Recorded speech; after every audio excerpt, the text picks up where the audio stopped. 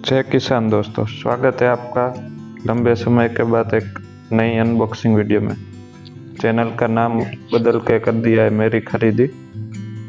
और आज हमने प्रोडक्ट मंगवाया है फ्लिपकार्ट के अपने मीशो से, जिसका नाम है शॉपिफाई, जहाँ पे बहुत सस्ते प्रोडक्ट मिलते हैं। हमने ये प्रोडक्ट 106 रुपये में पड़ा था और 100 रुपीज़ का कूपन लग गया था, इसलिए सिर्फ 6 रुपये हमने पे किए थे।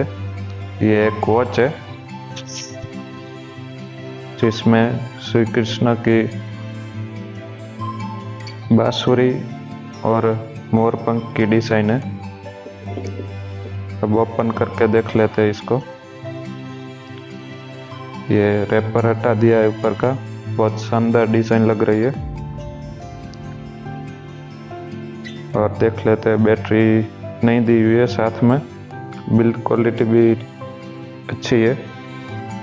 आप भी ले सकते हो, 106 हिसाब से बहुत बढ़िया वॉच है और डिज़ाइन भी बहुत बेहतरीन है। आप देख सकते हो, शानदार डिज़ाइन है।